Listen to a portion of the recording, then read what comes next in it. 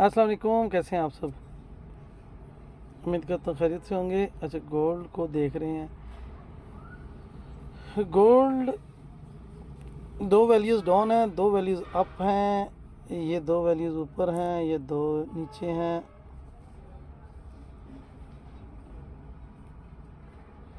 इसे और आने दें ऊपर थोड़ा सा। कल इसने बहुत अच्छी बाइंग ली है, जो टारगेट अचीव किए थे, रखे थे, उनसे ज़्यादा मार्केट ने मूव दिया माशाल्लाह से। अच्छा, अभी मैं ज़रा इसको वीकली में ले जाता हूँ। हमारे जो टारगेट्स थे उससे कितना ऊपर गई है मार्केट। वीकली में हमारा ऑप्शन होता है 1 घंटे का, और वीकली हो गया।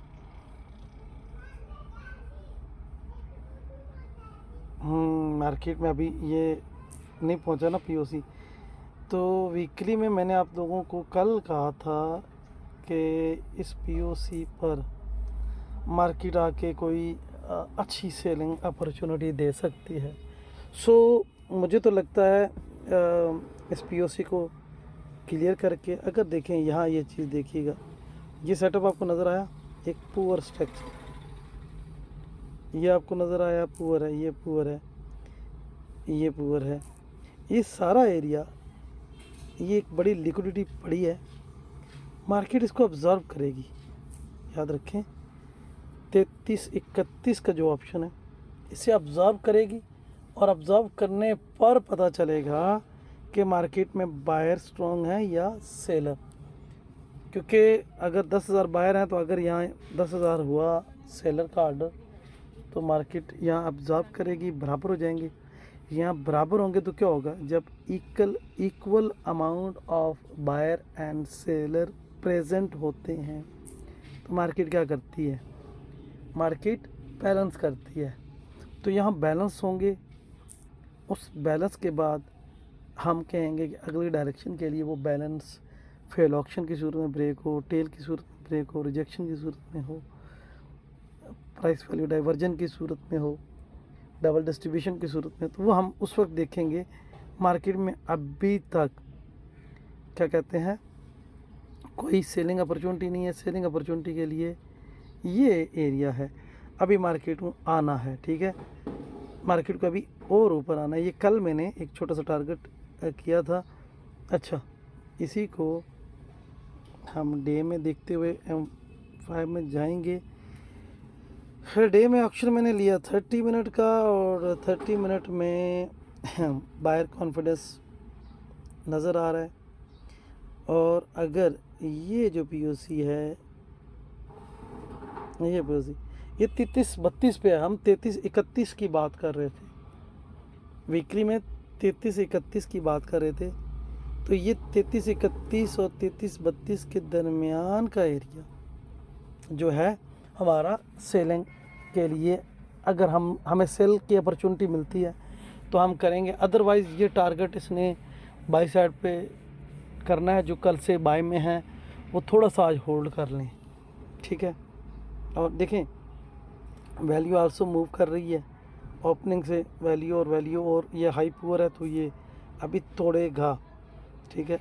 अच्छा, इसको मैं शॉर्टकट 5 मिनट क्या होता है, 240 मिनट में मैं आ गया हूँ।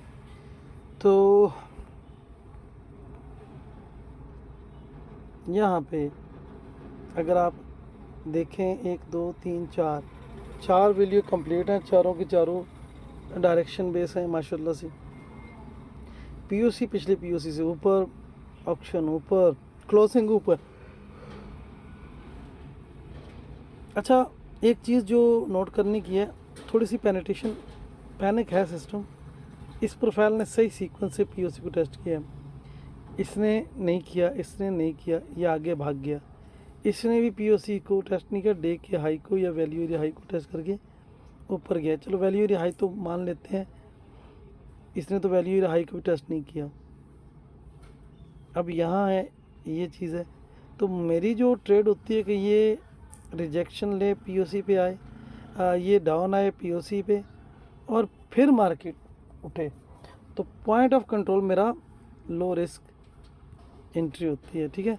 अभी मेरे पास अगला सेशन लंदन का होना है, तो लंदन तक मैं इसको बाई में रखूँगा। लंदन न्यूयॉर्क में जाके देखेंगे कि मार्केट का जो सफ़र है वो कहाँ तक पहुँचा और कितना पहुँचा। हो सकता है मे बी ये जो सेशन है ये बैलेंस करे, क्योंकि इसके ऊपर अच्छा वॉल्यूम पिछले प्रोफाइल में ट्रेड हुआ है, और अगला प्रोफाइल जो है ये इस एरिया को ऑब्ज़र्व कर रहा है, ऑब्ज़र्व करके निकलेगा, क्योंकि वो फर्स्ट अटैम्प्ट वाली बात कि स्टम्पिंग अटैम्प्ट तो हो रहा है मार्केट में, और जो करीबी टारगेट है वो यहाँ पे है, ये है।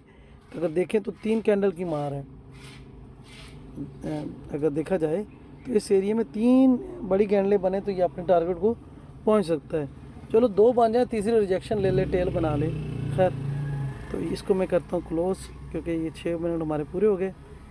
फिर दूसरा कोई सेशन, दूसरा कोई एनालिसिस देखते हैं। आप लोगों से मैंने कहा था कि मुझे चार्ट्स भेजें, और किसी ने भी चार्ट नहीं भेजे माशाल्लाह, सिर्फ वालेकुम सलाम है और कुछ भी नहीं। चलें।